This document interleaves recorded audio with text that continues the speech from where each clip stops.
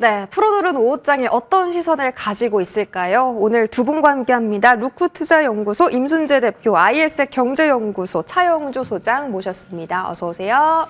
안녕하십니까. 네. 외인 기관의 매도세가 오후장 들어서 점점 더 강해지고 있습니다. 외국인은 오늘 선물 시장에서도 순매도 펼쳐나가고 있고 오늘은 매수하는 종목보다 매도하는 종목을 좀 보는 게 맞을 것 같아서 탑10 보겠습니다.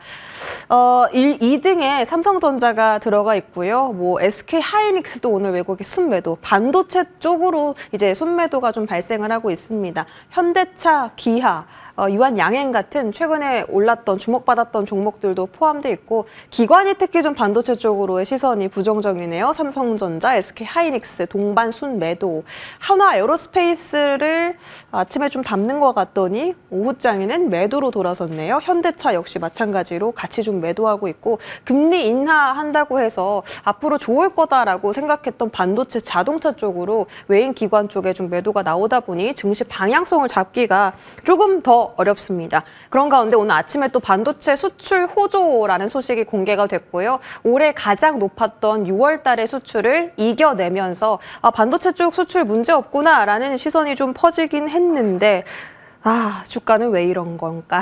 미증시의 그 기술주 조정 영향을 그냥 고스란히 좀 받아가는 것 같은데요. 이 부분에 대해서 우리 여쭤보겠습니다. 임순재 대표님, 반도체 수출 지표 잘 나왔는데 앞으로의 주가 향방은 조금 더 개선될 수 있을까요? 그렇죠. 반도체 관련돼서 수출이 지금 계속 호조를 보이고 있는 그런 상황이다라고 보시면 되는데요. 일단 9월 달 이제 수출 통계를 본다라고 하게 되면 136억 달러. 전년 대비 37% 증가를 했고요. 이와 더불어 이제 SSD가 이제 포함되어 있는 이제 컴퓨터 관련된 부분도 132% 이제 수출 증가율을 보이고 있습니다. 그러니까 그만큼 반도체의 수출이 계속 좀 호조를 보이고 있다라고 보시면 되는데요. 다만 이제 오늘 같은 경우 삼성전자에 대해서 이제 맥쿼리에서 부정적인 이제 리포트가 나왔습니다. 근데 내용을 보면 조금 이제 반도체 업황에 대한 이제 그런 우려감의 부분이 이제 나오긴 했지만 좀 과한 측면이 다분히 좀 없지 않아 있다라고 좀 생각을 하고 있고요. 일단 삼성전자가 아마 다음 주 정도에 이제 3분기 그 실적이 잠정 실적이 나올 걸로 예상이 되고 있는데 이런 잠정 실적이 과연 시장 예상치를 초과할 것이냐 아니냐에 따라서 주가의 방향성이 좀 더 정해지지 않을까라는 생각을 해보고 있습니다. 그러면 반도체 수출이 앞으로 좋아질 수 있는지 아니면 정말 모건 스탠리 이야기처럼 피크아웃에 맞은 건지에 대한 부분은 대표님 생각은 어떠세요? 피크아웃이다라고 보기엔 좀 이르지 않나라는 생각을 해보고 있습니다. 물론 그 레거시 반도체, 특히 이제 DDR4 D램에 대해서는 지금 재고가 여전히 있다라는 건 이제 부담으로 작용할 수 있겠지만 HBM D램이나 아니면 DDR5 D램 같은 경우는 여전히 지금 수요가 부족한 그런 상황이다라고 보면 이들 이제 제품을 생산하고 있는 그런 반도체 관련된 업체들의 실적이 지금 나빠질 것이냐 아니면 하기에는 조금 너무 이른 감이 있다라고 생각이 되고 있고요. 아마 내년 초까지는 계속 이런 반도체 업체들의 실적은 좋아질 걸로 예상이 되고 있기 때문에 지금 나빠진다라는 거가 아마 만약 나빠진다라고 하게 되면 내년 하반기 이후서부터 아마 조금 조정받을 가능성은 있는데 그걸 너무 지금 선반영되고 있는 거 아닌가라는 생각을 해보고 있습니다. 실적은 괜찮다. 내년 상반기까지는 그래도 반도체 봐도 좋다라고 말씀을 해주셨는데요.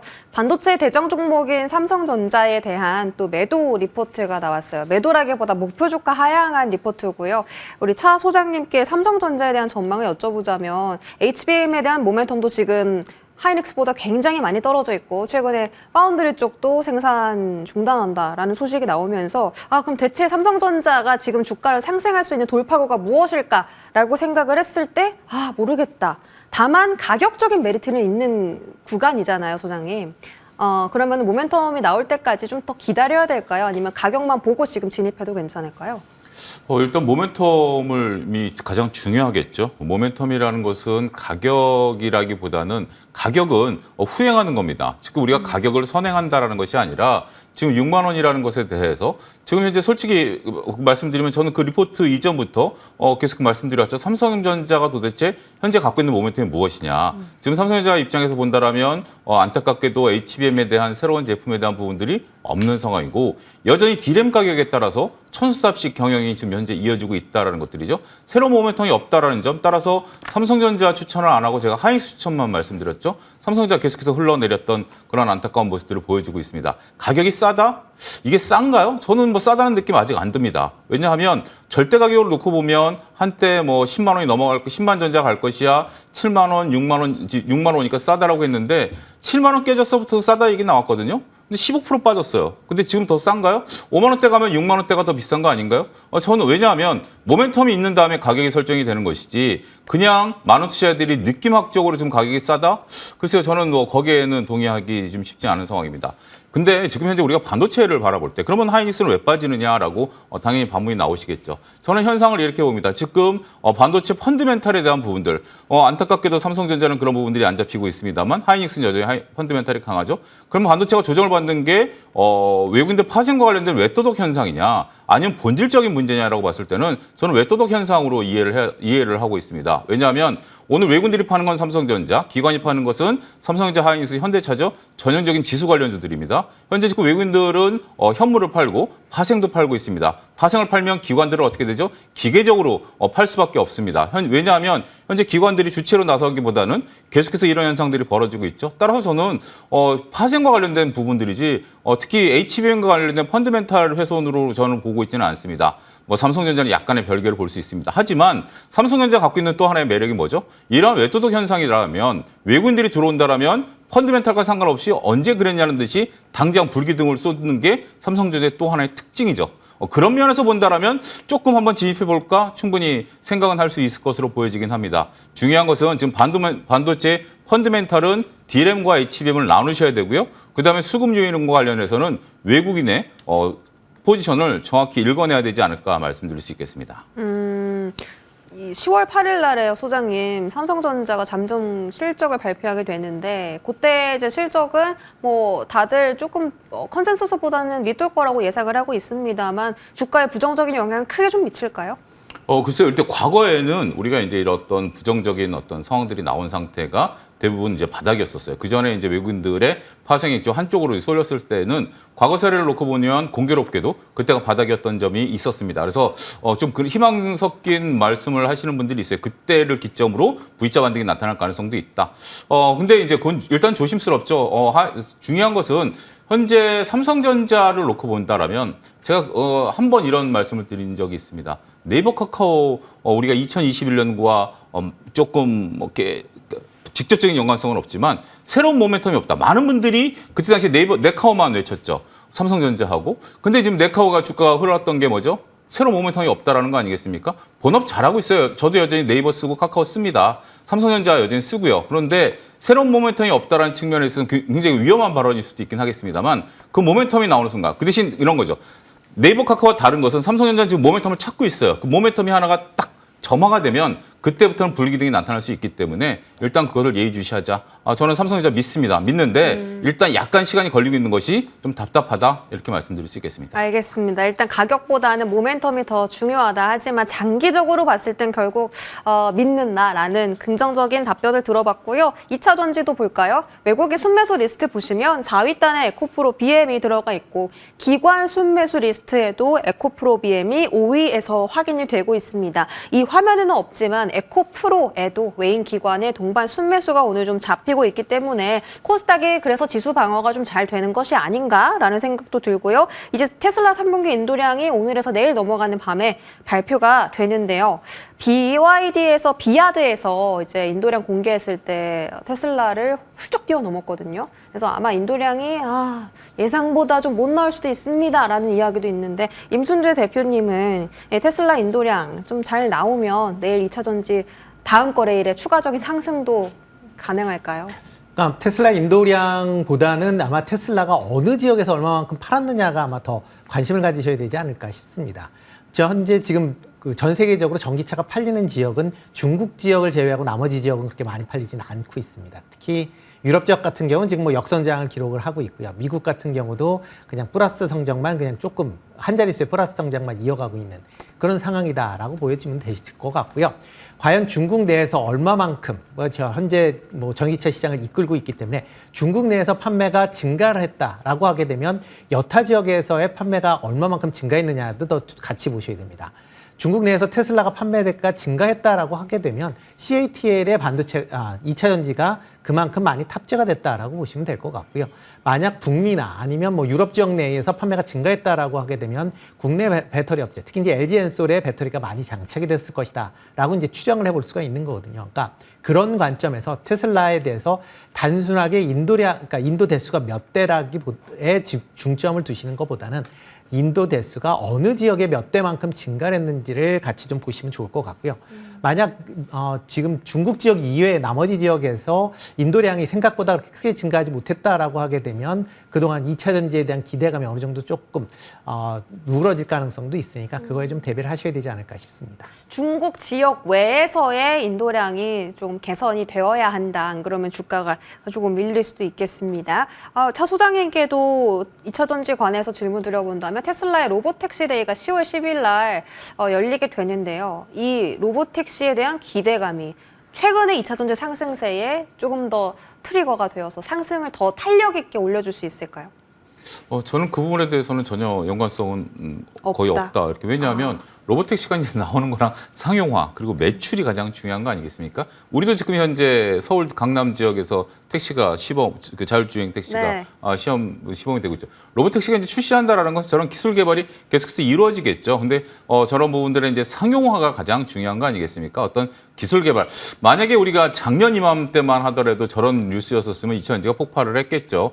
사소한 뉴스만 하더라도 2차 전지를 끌어올릴 수 있었는데 일단 저런 것들이 올라갈 수 있는 점수 100점 만점 중에 본다라면 2점, 3점 정도는 되겠습니다. 계속해서 모아가야 되겠죠. 로보택시가 일단 나오는 게 중요하고요. 나온 다음에 그것이 시범 적용이 돼야 되고 법규가 통과돼야 되고 대중화되는 데까지 대중화돼야 이제 결국 2차 전지 매출이 늘어나는 거 아니겠습니까? 네. 저는 오히려 저런 뉴스보다 여러분들이 더 신경 쓰셔야 될 것은 그걸로 보여집니다. 현대차 같은 경우 현재 지금 법안이 이번 달 안에 통과될 것으로 현재 이루어지고 있는데 택시 같은 경우 소유와 이 배터리에 대한 수요 분리 이제 그 법안이 들어가 있는 거 아니겠습니까? 그러면 기존의 전기차 택시가 한 대 팔렸으면 배터리가 하나 팔렸는데 하나로 이제 치겠습니다. 하나 들어가는 것을. 근데 이제 두세 개를 만들어야 되는 거죠. 왜냐하면 교환을 해야 되니까.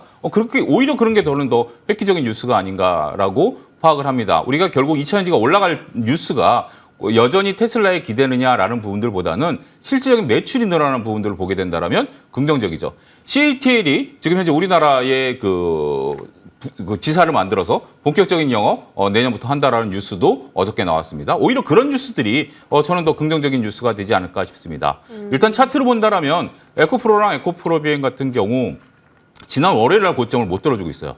오늘 굉장히 거래량이랑 굉장히 강한데 이게 저는 어떤 의미냐라고 봤으면 이번 주 금요일이 굉장히 중요하다라고 보여집니다. 이번 주 금요일 날 월요일 고점을 뚫어주지 못한다라면 오늘 하루짜리로 끝날 가능성도 배제했습니다. 이건 순순히 차트만 보고 말씀드리는 겁니다. 그렇기 때문에 일단 지금 현재로서는 여러 가지 재료들을 모아가고 있는 것은 사실입니다만 특별히 그 재료를 현재 지금 주가에 맞추는 경향들이 많기 때문에 주가의 시세가 차트가 월요일 고점을 뚫어주느냐가 오히려 더 중요한 포인트가 아니겠나 이렇게 말씀드리도록 하겠습니다. 알겠습니다. 사실 로보택시 하면은 자율주행이라는 이슈나 키워드가 좀 더 먼저 떠오르고요. 사이버 트럭에도 FSD 완전 자율주행 적용한다라는 이야기가 있어서 임순재 대표님 혹시 2차 전지 쪽으로의 만약에 시선이 자율주행으로 옮겨갈 가능성도 있을까요? 일단 자율주행 관련돼서는 향후에 하겠다라는 건 맞지만 현재 당장 어떠한 이제 모습이 나타나긴 좀 이르지 않을까 싶습니다. 그러니까 단순히 지금 자율주행 관련된 이제 기대감으로 이제 올라가고 있다라고 하는 게 좀 맞을 것 같고요. 지금 테슬라 FSD에 대한 기대감이 이제 상당히 크긴 하지만 중국 시장 내에서의 그 FSD가 어느 정도 힘을 발휘할지는 여전히 미지수인 상황이기 때문에 지금은 단순히 이제 자율주행 관련된 부분은 기대감으로만 보시는 게 좀 더 맞지 않을까라는 생각을 해보고 있습니다. 알겠습니다. 주가는 또 급등을 하고 있는데 일단은 기대감만으로 움직이는 걸 수도 있다라는 답변 해주셨고요. 자, 외국인 순매수 라인 좀 보시면 또 눈에 띄는 것이 방산 쪽입니다. 한화 에어로스페이스. 그리고 LIG 넥스원 아침부터 꾸준하게 좀 담고 있는 것이 확인됐는데 중동 리스크가 아니더라도 뭐 수출에 대한 기대감도 여전히 살아있는 구간이잖아요. 그 반도체 2차 전지 주도 섹터가 다 떨어질 때 대체 종목으로서 방산주가 또 많이 꼽히기도 했기 때문에 4분기에 투자처로는 매력적일까라는 부분 차영주 소장께 한번 여쭤볼까요? 예, 일단 뭐 매력적인 건 사실로 보여집니다. 근데 중동은 일단 아직은 생각 안 하시는 게 좋다라고 말씀드릴 수가 있겠습니다. 우리가 현재 지금 가장 중요한 것은 이스라엘이 계속해서 레바논의 헤즈볼라를 현재 지금 타격하고 있는 거 아니겠습니까? 헤즈볼라를 타격하는 이유 중에 하나는 이란의 시아파를 자극하겠다라는 거죠. 결국 레바논에 거주하고 있는 헤즈볼라와 이란의 시아파가 한 몸인데 이란이 그동안 굉장히 인내를 많이 했죠. 과거 같으면 중동 정쟁까지 이제 갈 상황이었습니다만 일단 이란이 미사일 공격을 했습니다만 현재 이란이 그러니까 전쟁을 한다라면 여러분 단순하게 미사일 몇 방 쏘고 전면전으로 벌어지는 게 아니라 그러니까 그 전 군대 총화가 이루어져야 됩니다. 일단 탄약, 식량 이런 거 다 하고 그다음에 그 장비 직결해야 되고 그래야 전쟁이 일어나는 건데 현재 이란에서는 그런 움직임이 전혀 포착되고 있지 않다라는 거죠. 더군다나 지정학적으로 이란과 이스라엘이 싸우기 위해서는 두 나라를 겪어야 됩니다. 위로는 이라크와 시리아를 겪어야 되고 아래쪽으로는 사우디를 거쳐야 되죠. 사우디는 순위파입니다. 전혀 여기에 끼어들 마음 없고요. 왜냐하면 지금 현재 네옴시티가 위치한 곳이 이스라엘 바로 밑입니다. 그렇기 때문에 현재 사우디는 중동 평화를 외치고 있는 입장이기 때문에 전면전 가능성보다는 계속해서 언제까지 이란이 인내할 것인가에 대한 관점이 현재 국제사회에서 짓누르고 있는 거죠. 따라서 유가가 빠진 거죠. 그런 부분으로 보셔야 되기 때문에 방산주에 대해서는 일단 뭐 아직은 좀 단기적인 관심을 좀 높게 하는 것은 좋긴 좋습니다. 하지만 본격적인 실적은 4분기부터 도래하기 시작한다는 측면에 있어서 본다라면 지금부터 서서히 모아가는 전략, 그러니까 급등할 때 따라가는 것들이 아니라 서서히 모아가는 전략은 여전히 유효하다. 타픽으로서는 현대 로템 여전히 강한 모멘텀을 가질 수 있다 이렇게 말씀드리겠습니다. 예, 현대 로템 꼽아주셨고 임순재 대표님도 지금 방산 어떻게 긍정적으로 보시는지 궁금한데요. 어떨까요? 투자처로서. 네, 뭐 투자처로서 여전히 방산 관련된 기업들 뭐 실적 좋아질 거라는 건 뭐 대부분 다 알려져 있는 그런 상황이고요. 우리가 하반기 이후에 계속 이제 수주 관련된 그런 이슈들이 좀 나올 수밖에 없는 그런 상황입니다. 그렇다라고 하게 되면 수주가 나올 때마다 관련된 기업들의 실적이 여전히 좋아질 수밖에 없다라고 보여지고요. 뭐 방산 관련된 기업들 뭐 많이 올랐다라는 그런 이제 얘기는 있지만 글로벌 기업 대비로 보면 PER이 아직까지 높은 상황은 아닙니다. 대표적으로 미국에 있는 방산업체들의 12개월 예상 PER을 보면 지금 20배에서 22배 정도 수준에 달합니다. 이에 비해서 국내 방산업체들의 12개월 예상 PER은 보통 15배 전후로 이제 보시면 될 것 같고요. 그렇다라고 하게 되면 아직까지는 뭐 이런 뭐 미국 업체에 비해서도 PER이 뭐 낮은 그런 상황이다라고 보시면 될 것 같습니다. 이와 더불어 이제 실적 관련된 부분도 여전히 좀 긍정적으로 보실 필요가 있지 않을까라는 생각이 해보고 있고요. 특히 뭐 지금 현재 국내에서 방산 관련된 수출을 한다라고 하게 되면 중동 지역보다는 여전히 이제 동유럽이나 유럽 지역에 그런 이제 수출이 좀 더 많이 계약이 이루어질 걸로 예상이 되고 있으니까 이런 이제 계약 관련된 부분을 여전히 좀 주목을 해보시면서 관심을 가지셔야 되지 않을까 싶습니다. 알겠습니다. 방산주까지 이야기 나눠봤고요. 요즘 들어 잠잠해진 제약바이오도 한번 보겠습니다. 뭐 거래대금 상위에 바이오다인 제가 아까 애프터에서 말씀드렸던 종목 눈에 띄고요. 유한양행도 7일단에 들어가 있습니다. 랭라자, 약가, 대박 약가 미국에서 책정이 됐고 일단 시가총액 상위만 보더라도 알테오젠을 제외하고는 다른 종목 전부 다 좀 파란불이긴 합니다. 이 제약바이오 쪽은 지금 쌀 때 좀 잡아야 하는 건지 아니면 이제는 사이클이 좀 끝났다라고 봐야 하는 건지 우리 차 소장님은 어떻게 보세요? 저는 여전히 사이클은 유지를 시켜야 된다라고 좀 보여지고 있습니다. 여전히 지금 현재 제약바이오에 대한 트리거는 이제부터 본격적인 시작이 된다라는 부분들로 봐야 되거든요. 특히 삼바 같은 경우 이제 육공장에 대한 조기 착공이 얘기가 나오는 겁니다. 중국 같은 경우도 이제 7일까지 휴장입니다. 그 긴 연휴인데 그 전에 이제 중국이 20% 올랐을 때 가장 먼저 올라간 게 당연히 부동산과 그다음에 우시바이오를 필두로 한 바이오죠. 결국 중국도 이제 지준율을 인하함으로써 금리 인하에 대한 효과가 이렇게 나타나기 시작한다라고 보는 거죠. 우리가 2017년, 16년도에 고령화 테마가 불면서 제약바이오들이 상당 부분 올랐습니다. 근데 그러한 기업들이 그동안 오랫동안 쉬다가 이제 실적으로 나오는 거죠. 제약바이오를 테마로 본다? 저는 그렇게 보지는 않습니다. 이제 실적 베이스로 보고 있는 거고요. 이들이 실적을 만들어가고 있는 그러한 상황들이고 최근에 또 제약바이오가 올라가는 것은 단순하게 임상에 대한 부분들 관련주보다는 미래 실적이 견조한 쪽들에 대한 부분들이 크지 않았습니까? 삼바라든지 셀트리온이라든지 유한양행이라든지 알테오젠 같은 경우는 결국 실적에 대한 기대감을 올랐었던 종목들이기 때문에 당연히 출렁출렁거리는 지금 구간에 진입을 해 있는 건 사실입니다. 하지만 여전히 저는 반도체는 꿋꿋이 모아가야 될 대표적인 종목이 아니겠나 이렇게 말씀드리도록 하겠습니다.